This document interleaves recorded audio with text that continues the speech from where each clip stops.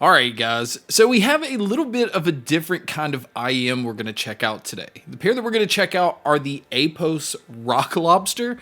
Rock Lobster!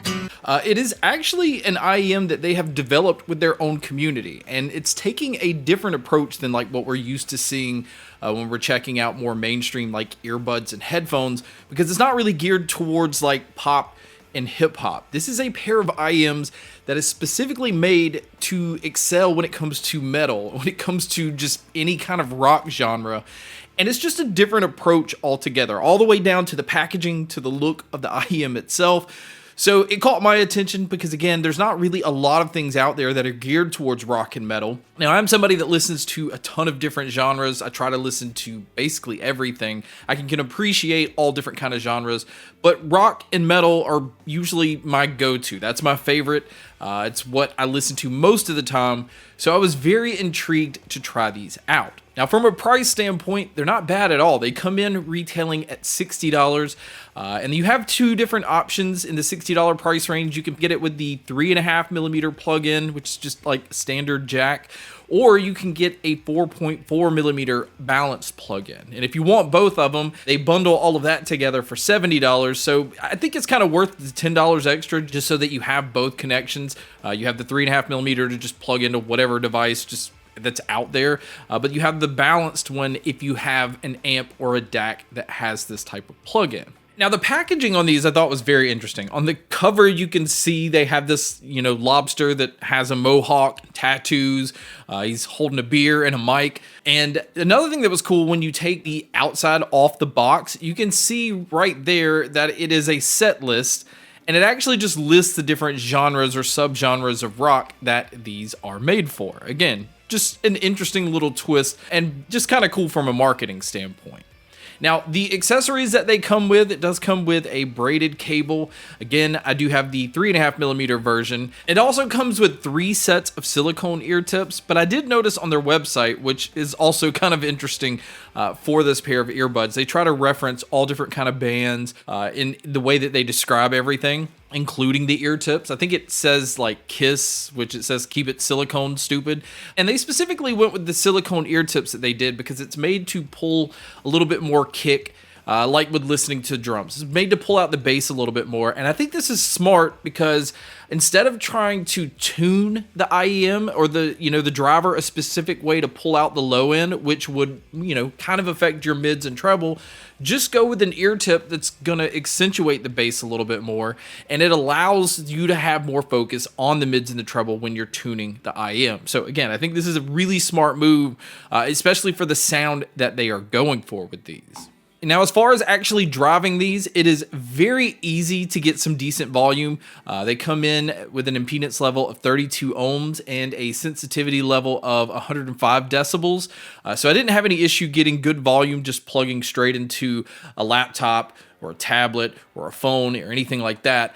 But I've always said this, I'm always going to say this, if you really want to get the most out of these, you definitely want to have an amp or a DAC. It just brings these to life a little bit more. But just as it is, plugging straight into a device, I think most people are going to be happy with. But really, to get more out of them, you definitely want to plug these even into one of those, small portable DAC amps that just plug right into your phone. So now let's go ahead and jump right into the sound that these have. And again, these are advertised as being for rock and metal, but I am going to say that these do a really good job across all genres. But I am going to say, if you are a bass head and you're wanting that head shaking bass or that sub bass that kind of has like some looseness to it, you probably are not going to like these. Now, it doesn't mean that they lack in the low end, because I do feel like there is plenty of punch to them. It's just a punch that hits and moves on quickly. It's not sitting around. It's definitely not affecting the mids and the highs. And that is a huge plus, because if you have a pair that's made for rock and metal, you want it to be focused on the mids, and that is definitely what the Rock Lobster does best. I feel like vocalists have a really nice presence. They always sounded like they were in front of the mix, but because of the bass, it is adding a little bit of warmth to the mids, and that just kind of gives it more of a natural feel. I didn't feel like anything sounded like processed or overly done. It again had kind of like a smooth feel to it, and what it's doing to guitars is just awesome. Again, it has a more forward approach. You can hear a lot more details in guitars than you can with more like consumer tuned earbuds and headphones, where that usually starts to muddy things up. So there's some really good presence in the guitars, and mixing that with the vocals having a nice forward approach, again, it's kind of like a breath of fresh air. It just sounds a little bit different than the way a lot of other products are tuned. And also with the treble they didn't make like overly bright. They didn't make it like harsh, which that is important if you're going to listen to genres like this, because the crash of the cymbals and certain vocalists, the treble being too high can be way too much in other earbuds and headphones. So again, they added some warmth to it. It's a lot more smooth than it is in other IEMs. It's definitely not near the point of peaking or overly bright again. So as far as ear fatigue, I didn't experience any. This is definitely one of those pairs that's a little bit more laid back, but is pushed forward when it comes to the mids.